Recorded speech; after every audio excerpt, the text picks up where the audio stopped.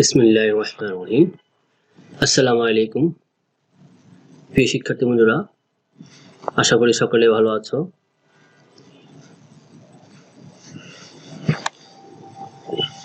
আজকে অনলাইন ক্লাসে সবাইকে স্বাগতম জানিয়ে আমি আমার ক্লাসটি শুরু করতে যাচ্ছি।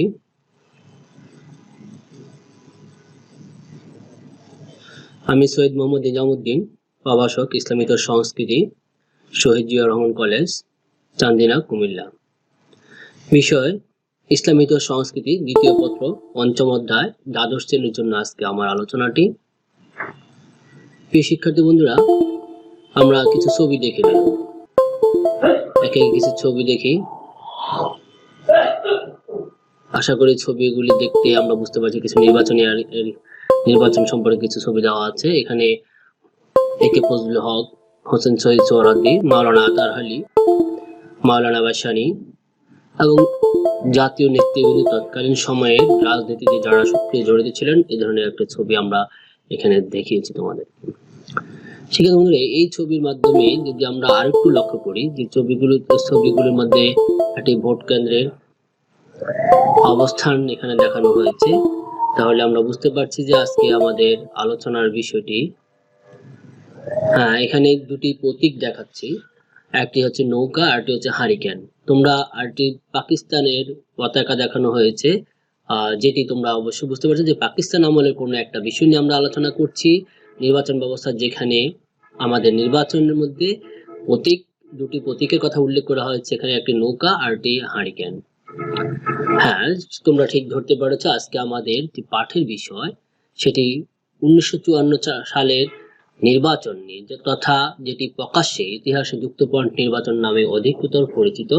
আমরা সেই নির্বাচনটি নিয়ে আজকে আলোচনা করব। যদিও আমার পাশের ছবিটি নির্বাচন কমিশন বাংলাদেশে দেওয়া আছে, লোগো দেওয়া আছে, তোমরা এটা বুঝতে পারছো যে নির্বাচন নিয়ে যেহেতু আলোচনা, সেই কারণে এই ছবিটি এখানে সংযুক্ত করা হয়েছে।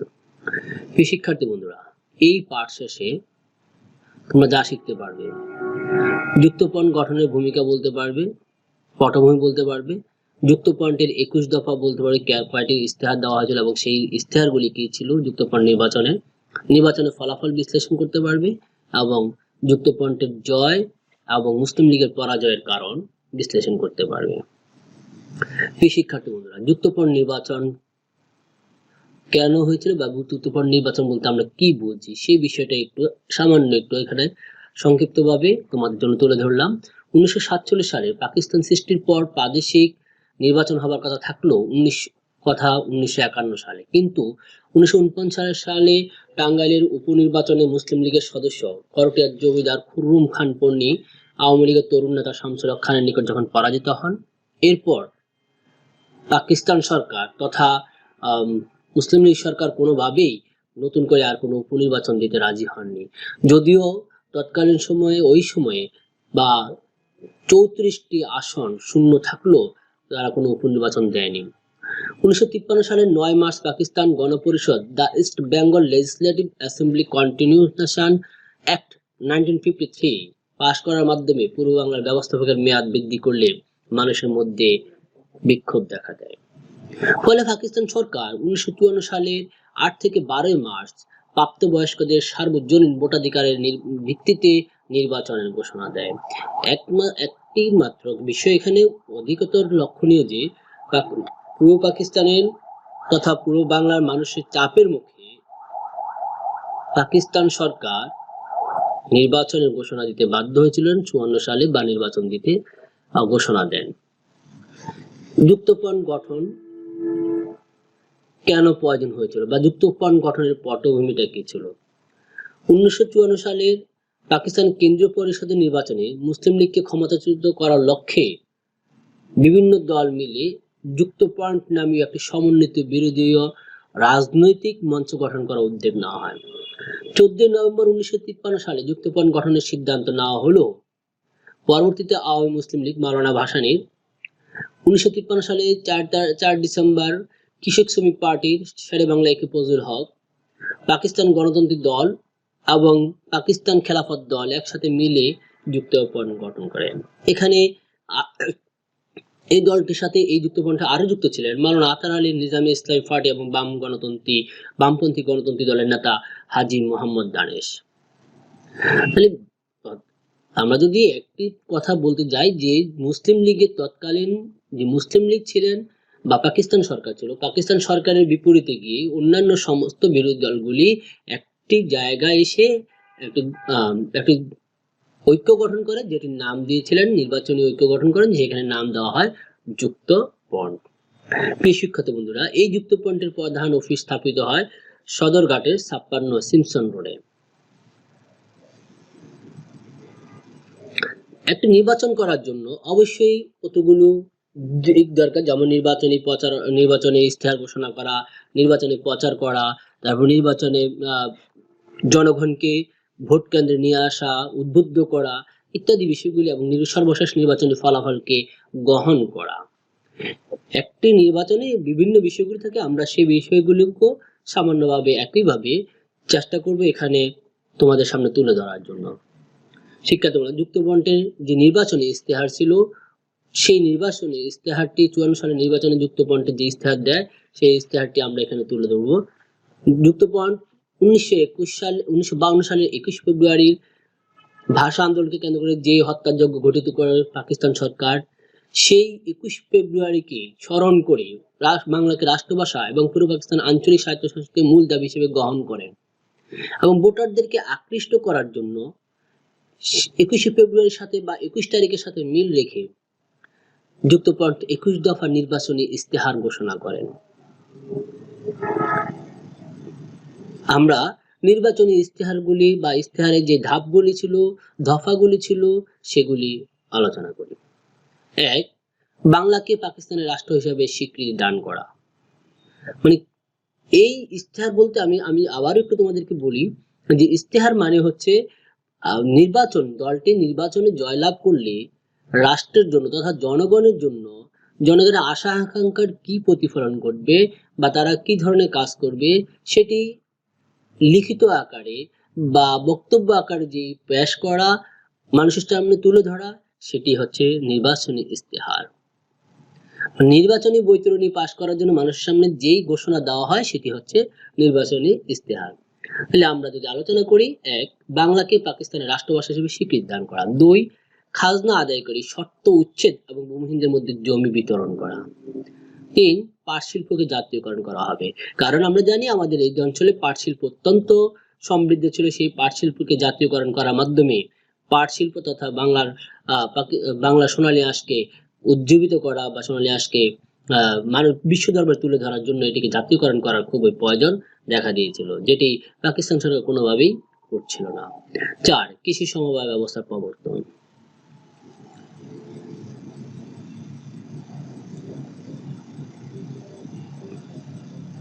শিক্ষার্থী বন্ধুরা, আমরা পরবর্তী যেটি দেখছি 5. লবণ তৈরির কারখানা স্থাপন। 6. শিল্প কারিগর শ্রেণীর মুহাজিরদের পুনর্বাসন করা। 7. খাল খনন এবং সেচ ব্যবস্থার মাধ্যমে দেশকে বন্যা এবং দুর্ভিক্ষ হতে রক্ষা করা। শিল্প এবং খাদ্যে দেশকে স্বাবলম্বী করা। অবৈতনিক এবং বাধ্যতামূলকভাবে প্রাথমিক শিক্ষা প্রবর্তন করা।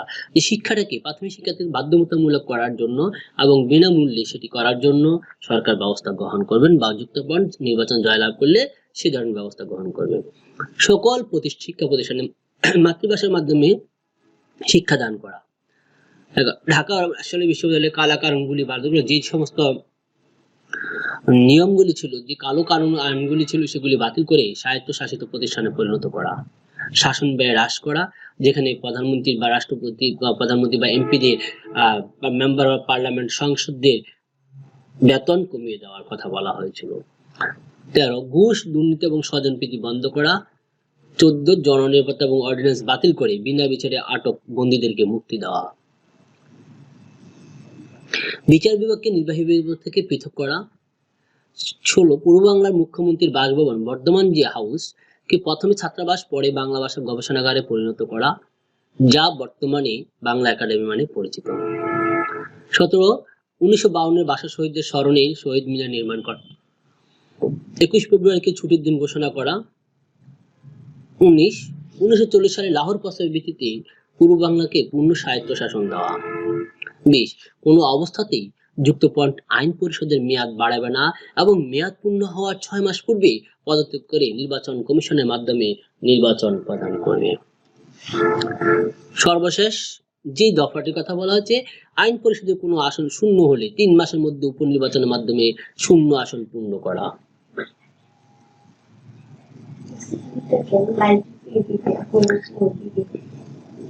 নির্বাচনী প্রচারণা, আমরা কয়েকটি ছবি দেখছি নির্বাচনী প্রচারণার। আশা করি তোমরা বুঝতে পারছো বাংলাদেশের নির্বাচনী প্রচারণার কিছু চিত্র তুলে ধরা হচ্ছে এখানে। এখানে একদিকে মাওলানা ভাসানীর সমাবেশ, আমরা এই চিত্রগুলির মাধ্যমে বাংলাদেশের নির্বাচনী প্রচারণার বিষয়গুলিকে তুলে ধরার চেষ্টা করা হচ্ছে। নির্বাচন 1954 সালের এই নির্বাচনের জন্য মুসলিম লীগ সরকার সর্বাত্মক চেষ্টা চালায়। তারা পুলিশ প্রশাসন, সরকারি যানবাহন, গণমাধ্যমকে ব্যবহার করে। অন্যদিকে যুক্তফ্রন্ট বাস্তবভিত্তিক ইস্যুকে নির্বাচনী প্রচারণায় নিয়ে আসে। 1947 সাল থেকে 1954 সাল পর্যন্ত শাসক গোষ্ঠীর সামাজিক, অর্থনৈতিক, রাজনৈতিক বৈষম্য এবং সরকারি সিদ্ধান্তের ফলে শিক্ষা, কৃষি ও শিল্প উন্নয়নের পশ্চাৎপদতা যুক্তফ্রন্ট জনগণের সামনে তুলে ধরেন। শ্রমিকদের মজুরি বৃদ্ধি, পাট শিল্পকে জাতীয়করণ, পাবলিক সার্ভিস পরীক্ষা সহ বিভিন্ন নিয়োগ পরীক্ষার মাধ্যমে বাঙালি ছাত্রদের নিয়োগ পরীক্ষায় প্রক্রিয়া বৈষম্য ইত্যাদি ছিল যুক্তফ্রন্টের মূল প্রচারণা। শিক্ষার্থী বন্ধুরা, মানে এখানে মূলত যুক্তফ্রন্ট নির্বাচনী প্রচারণা যে বিষয়গুলি সামনে এসে তারা পুলিশ প্রশাসন, সরকারি যানবাহন, গণমাধ্যম ব্যবহার করে। অন্যদিকে যুক্তফ্রন্ট যেটি বাস্তব ভিত্তিক ইস্যুগুলিকে, যেগুলি মানুষের মুখে, মানুষের প্রাণের দাবি ছিল, মনের আশা ছিল, সেই বিষয়গুলিকে সেখানে তুলে আনা হয়েছে। এছাড়াও যেটি সবচেয়ে বেশি গুরুত্বপূর্ণ হয়েছিল 1947 থেকে 1954 সাল পর্যন্ত দীর্ঘ 7 বছরে পাকিস্তান শাসক গোষ্ঠীর সামাজিক, অর্থনৈতিক, রাজনৈতিক যে বৈষম্য এবং সরকারি সিদ্ধান্ত বাংলার, পূর্ব বাংলার জনগণকে পিছিয়ে দিয়েছিল, সেই বৈষম্য এবং পিছিয়ে পড়া জনগণের কথা তারা সামনে তুলে নিয়ে আসেন।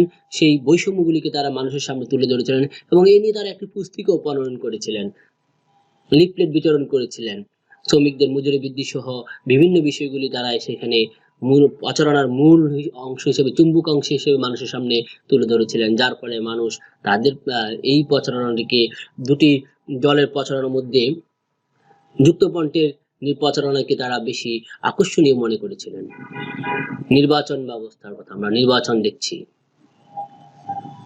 ভোট গণনা দেখছি। ফলাফল 1954 সালের মার্চের 8 থেকে 12 তারিখ পর্যন্ত অনুষ্ঠিত পূর্ব পাকিস্তান পরিষদের নির্বাচনে 237টি আসনের দুইশো মুসলিম আসন, যেখানে মোট আসন ছিল 309টি। সেখানে যুক্তফ্রন্ট পেয়েছিল 223টি। অন্য তার মধ্যে মাওলানা ভাসানী নেতৃত্বাধীন আওয়ামী মুসলিম লীগ 140টি, শেরে বাংলা একে ফজলুল হকের কৃষক শ্রমিক পার্টি 34টি, নেজাম ইসলামী পার্টি 12টি, যুবলীগ 15টি, গণতান্ত্রিক দল 10টি, কমিউনিস্ট পার্টি 4টি এবং পরে যোগ দেয় স্বতন্ত্র মোট 8টি। ক্ষমতাসীন রাজনৈতিক দল মুসলিম লীগ সম্পূর্ণরূপে নির্বাচনে পরাজিত হয়, তারা কেবল 9টি আসন লাভ করেছিল। এই নির্বাচনে সংখ্যালঘু ধর্মীয় সম্প্রদায়ের যে 72টি আসন সংরক্ষিত ছিল, এগুলির মধ্যে কংগ্রেস লাভ করেছিল 24টি আসন, কমিউনিস্ট পার্টি 4টি, শিডিউলড কাস্ট ফাউন্ডেশন 27টি, গণতান্ত্রিক দল 3টি এবং ইউনাইটেড প্রগ্রেসিভ পার্টি 13টি আসন লাভ করেছিল। একজন স্বতন্ত্র প্রার্থী একটি আসনে জয়ী হয়েছিলেন। 1954 সালে পূর্ব পাকিস্তান পরিষদ নির্বাচনে যুক্তফ্রন্টের প্রাপ্ত আসন নিম্নে ছক আকারে তোমাদের জন্য তুলে ধরা হলো। এখানে সর্বমোট আসন হচ্ছে 309টি, মুসলিম আসন ছিল 237টি, তার মধ্যে যুক্তফ্রন্ট পেয়েছিল 215 এবং স্বতন্ত্র যে 8টি স্বতন্ত্র ছিল সেগুলি তাদেরকে সমর্থন করায় সেখানে আসন লাভ করে 223। এবং এই 223টি আসন প্রাপ্তির পর যুক্তফ্রন্ট সরকার গঠন করেছিলেন, কিন্তু সেই সরকারটি পাকিস্তান সরকারের কৌশলের কাছে বা পাকিস্তান সরকারের ষড়যন্ত্রের কাছে 1 বছর পর সেটিকে তারা 1 বছরের মাথায় সেটিকে তারা ভেঙে দিয়েছিলেন। সেই সরকারকে বা সরকারের পতন ঘটিয়েছিলেন, সরকারকে ভেঙে দিয়ে সেখানে রাষ্ট্রপতি শাসিত শাসন কায়েম করেছিলেন। যাই হোক, আমরা যুক্তফ্রন্টের জয়ের কারণ নিয়ে আলোচনা করব। কেন যুক্তফ্রন্টে জয়লাভ করেছিলেন নির্বাচনে। যুক্তফ্রন্ট গঠন, ক্ষমতাসীন মুসলিম লীগ সরকারের বিরুদ্ধে পূর্ব বাংলার বিভিন্ন দলের সমন্বয়ে যুক্তফ্রন্ট গঠন করে নির্বাচনে অংশগ্রহণ বিজয়ের পিছনে প্রধান ভূমিকা লাভ করেছিল। কারণ মুসলিম লীগের বিরুদ্ধে যতগুলি রাষ্ট্র ছিল, দল ছিল, সবগুলি দল একটি প্ল্যাটফর্মে এসে যুক্তফ্রন্ট গঠন করার মাধ্যমে নির্বাচনে আসায় জনগণ তাদেরকে জয় করেন। 21-এর চেতনা, যুক্তফ্রন্ট 21 দফা কর্মসূচি দিয়েছিলেন, জনগণের সকল আশা-আকাঙ্ক্ষার প্রতিফলন ঘটেছিল। কারণ এই 21 দফা মানুষের মধ্যে সেই ভাষা আন্দোলনকে তাদের মনে বারবার করে মনে করিয়ে দিয়েছিল এবং সেই প্রাদেশিক স্বায়ত্তর জন্য একটা সুনির্দিষ্ট কাঠামো উপস্থাপন করা, বাংলাকে পাকিস্তান রাষ্ট্রভাষা করা সহ 21 দফা জনগণকে প্রচন্ডভাবে প্রভাবিত করেছিল। 1952 সালে সেই 21শে ফেব্রুয়ারির চেতনাকে বা কেন্দ্র করে যে 21 দফা ইস্তেহার দিয়েছিলেন যুক্তফ্রন্ট, সেই ইস্তেহারে জনগণ বেশ উজ্জীবিত ছিলেন এবং তাদের উপরে মুসলিম লীগের এবং এছাড়াও মুসলিম লীগের 7 বছরের যে বৈষম্য, সেখান থেকে তারা বেরিয়ে আসতে একটি চেষ্টা হিসেবে এই যুক্তফ্রন্টকে নির্বাচনে জয় লাভ করেছিল। যুক্তফ্রন্টের জয়ের কারণ আমরা যদি দেখি, তৃতীয়টি পূর্ব পাকিস্তানের প্রতি বৈষম্য। নির্বাচনী প্রচারণা যুক্তফ্রন্ট নেতৃবৃন্দ ক্ষমতাসীন মুসলিম লীগের দীর্ঘ 7 বছরের রাজনৈতিক ষড়যন্ত্র, গণতান্ত্রিক কার্যকলাপ, অর্থনৈতিক শোষণ এবং আঞ্চলিক বৈষম্যের চিত্র তুলে ধরে তাদেরকে জনবিচ্ছিন্ন করে ফেলে। যুক্তফ্রন্ট নেতাকর্মীদের অক্লান্ত পরিশ্রম, ব্যাপক গণসংযোগ, আত্মত্যাগ, নেতৃত্ব সততা এবং বিশ্বস্ততা, সাংগঠনিক দক্ষতা, সর্বোপরি তাদের ব্যক্তিত্বে জনমনে ব্যাপক প্রভাব ফেলে। ফলশ্রুতিতে নির্বাচনে যুক্তফ্রন্ট নিরঙ্কুশ সংখ্যাগরিষ্ঠতা অর্জন করতে সক্ষম হয়। প্রিয় শিক্ষার্থী বন্ধুরা, আমরা যুক্তফ্রন্ট জয়ের কারণ সামান্য কয়েকটি কারণ দিয়ে আমরা এটি শেষ করে দিলাম। কিন্তু এই নির্বাচনে মুসলিম লীগের পরাজয় কেন হয়েছিল, পরাজয়ের কারণগুলি যদি আমরা এখানে আলোচনায় আনি, তাহলে প্রথমে আমরা যে আলোচনাটি করতে পারি, তৎকালীন সময় মুসলিম লীগের যে মুখপত্র, যে পত্রিকা ছিলেন দৈনিক আজাদ পত্রিকা, সেখানে 54 সালের নির্বাচনে ক্ষমতাসীন মুসলিম লীগের পরাজয়ের 10টি কারণকে তারা চিহ্নিত করেছিলেন। সেই কারণগুলি দিয়ে আমি এই মুসলিম লীগের পরাজয়ের কারণগুলি আলোচনা শুরু করতে চাই। প্রথমত, বাংলা ভাষার দাবির প্রতি অবিচার করা, ভাষা আন্দোলন সম্পর্কে নুরুল আমিন সরকারের দমন নীতি। 2, পূর্ব বাংলার প্রতি কেন্দ্রের যে নীতি সমদর্শিতার অভাব, অবিচার এবং শোষণ নীতি। 3, লাহোর প্রস্তাব অনুযায়ী পূর্ব বাংলাকে স্বায়ত্তশাসন না দেওয়ার প্রস্তাব এবং মনোভাব।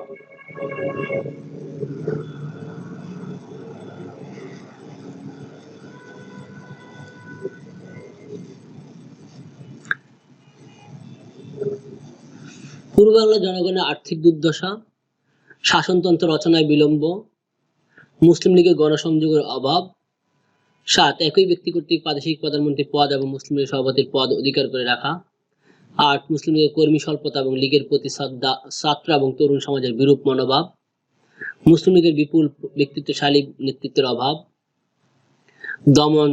দুর্নীতি দমনে সরকারের ব্যর্থতা। এই বিষয়গুলিকে দৈনিক আজাদ পত্রিকা,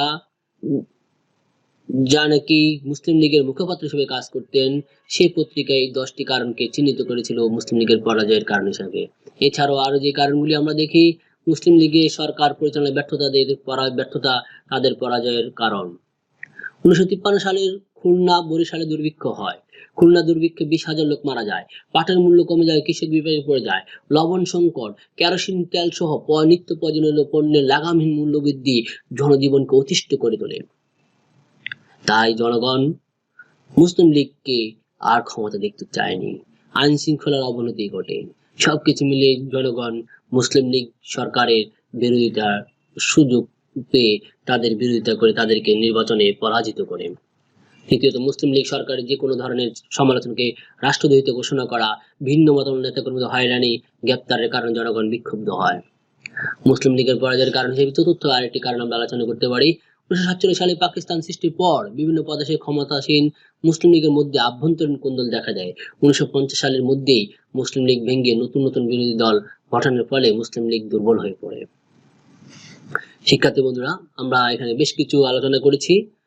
যুক্তফ্রন্ট কেন গঠন করা হয়েছিল, নির্বাচনটি কি, যুক্তফ্রন্ট গঠনের পটভূমি, যুক্তফ্রন্ট নির্বাচনের ঘোষণা, নির্বাচনী প্রচার প্রচারণা, নির্বাচনী ফলাফল, সর্বশেষ যেটি আলোচনা করলাম যে মুসলিম লীগের জয়ের কারণ, মুসলিম লীগের যুক্তফ্রন্টের জয়ের কারণ এবং মুসলিম লীগের পরাজয়ের কারণ। এবার আমরা যে আলোচনাটি করব 1954 সালের নির্বাচনের গুরুত্ব নিয়ে একটু আলোচনা করতে চাই। কেন এই নির্বাচনটি অতি গুরুত্বপূর্ণ ছিল? এক, বাঙালি জাতীয়তাবাদ তৈরি করা।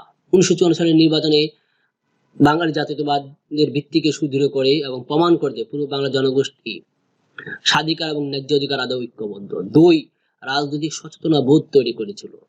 নির্বাচনে মানুষকে এই অঞ্চলের মানুষের মধ্যে রাজনৈতিক সহিংসতা এবং চেতনাবোধ আরো সুদৃঢ় হয়। স্বায়ত্তশাসনের দাবি, এই নির্বাচন প্রমাণ করে যে পূর্ব বাংলা জনগণের স্বায়ত্তশাসনের দাবি যুক্তি ছিল, কারণ যুক্তফ্রন্ট তাদের ইস্তেহারে এই স্বায়ত্তশাসনের দাবিটি তুলে ধরেছিলেন। চার, রাষ্ট্রভাষার স্বীকৃতি লাভ করা। নির্বাচনের ফলে যুক্তফ্রন্টের বিজয় পরবর্তীতে পাকিস্তানের গণপরিষদ রাষ্ট্রভাষাকে বাংলাকে রাষ্ট্রভাষার মর্যাদা প্রতিষ্ঠিত হয়। মধ্যবিত্ত শ্রেণীর প্রভাব বৃদ্ধি, এই নির্বাচনের ফলে বাঙালি মধ্যবিত্ত শ্রেণীকে উৎফুল্ল করে তোলে এবং পাকিস্তানের রাজনৈতিক অঙ্গনে তাদের প্রভাব প্রতিপত্তি বৃদ্ধি পায়। অসাম্প্রদায়িক রাজনীতির সূচনা, 1954 সালের নির্বাচনে হিন্দু, মুসলিম, খ্রিস্টান, বৌদ্ধ প্রভৃতি সম্প্রদায় অসাম্প্রদায়িক চেতনায় মুসলিম লীগের বিরোধী ভূমিকা অবতীর্ণ হয়। নির্বাচনে অসাম্প্রদায়িক রাজনীতির ধারা এবং চেতনা জয়যুক্ত হয়। ফলে পরবর্তীতে আমরা দেখি যে মুসলিম লীগের জায়গা থেকে সেই মুসলিম শব্দটি বাদ দিয়ে আওয়ামী লীগ নামকরণ করা হয় এক রাজনৈতিক দলের। বিরোধী দলের উদ্ভব, এই নির্বাচনের মধ্য দিয়ে পাকিস্তানের রাজনীতি যথার্থ বিরোধী দলের উদ্ভব ঘটেছিল। মুসলিম লীগের ভাড়াডুবি, নির্বাচনে মুসলিম লীগের ভাড়াডুবি হয়, ফলে পুরো বাংলা জনগোষ্ঠীর নিকট মুসলিম লীগ একটি জনবিচ্ছিন্ন সংগঠন হিসেবে প্রতিভাত হয়। এর আদর্শ কর্মসূচির প্রতি জনগণ বীতশ্রদ্ধ হয়ে পড়ে। কালক্রমে মুসলিম লীগ দুর্বল একটি সংগঠনে পরিণত হয়। শিক্ষার্থী বন্ধুরা, তোমাদের জন্য একটি কাজ দিলাম, সেটি হচ্ছে 1954 সালের নির্বাচনের গুরুত্ব বিশ্লেষণ করা। পাকিস্তান আমরা আজকে যা আলোচনা করেছি সেখান থেকে কয়েকটি প্রশ্ন তোমাদের জন্য তুলে ধরা হলো। পাকিস্তানের প্রথম নির্বাচন হয় কত সালে? 1954 সালে। কোন কোন দল নিযুক্ত গঠিত সেখানে আমরা দেখিয়েছি। কৃষক প্রজা পার্টি, নাজামে ইসলাম, খেলাফত মজলিস সহ এরকম বেশ কয়েকটি দলের কথা আমরা সেখানে উল্লেখ করেছি। 1954 সালের নির্বাচন যুক্তফ্রন্টের নির্বাচনের প্রতীক কোনটি ছিল? হ্যাঁ, নির্বাচনের প্রতীক ছিল নৌকা। যুক্তফ্রন্ট কতটি আসন লাভ করেছিল? 223টি। মুসলিম লীগের প্রতীক কি ছিল? হারিকেন। তোমরা দেখতে পেয়েছো প্রথম দিকে আমি এই ছবিগুলি তোমাদেরকে দেখানোর চেষ্টা করেছিলাম। শিক্ষার্থী বন্ধুরা, আর বেশি কিছু বলবো না। আজকে বাড়ির কাজ হিসেবে তোমাদেরকে যুক্তফ্রন্টের বিজয় এবং মুসলিম লীগের পরাজয়ের কারণগুলি তোমরা বাড়ির খাতায় লিখে নিবে, যাতে বাড়ির কাজ হিসেবে তোমাদের জন্য এটি অনুধাবন করে সেগুলি তোমরা খাতায় লিখবে, তাহলে তোমাদের ভালোভাবে তোমাদের রপ্ত করতে সুবিধা হবে। সে আশাবাদ রেখে আবারও আগামী ক্লাসের আমন্ত্রণ জানিয়ে ফুলের শুভেচ্ছা নিয়ে ঘরে থেকে বা স্বাস্থ্যবিধি মেনে চলাফেরা করো, স্বাস্থ্যবিধি মেনে বাসায় থাকো, স্বাস্থ্যবিধি মেনে পড়ালেখা করি। আমরা সময় অপেক্ষা করছে না, অতএব আমরা স্বাস্থ্যবিধি মেনে আমাদের পড়ালেখা চালিয়ে যেতে হবে, সেই প্রত্যাশা রেখে আমি আগামী ক্লাস আবারও তোমাদের সাথে দেখা হবে এই প্রত্যাশায় আজকের মতো এখানে শেষ করছি। আল্লাহ হাফেজ।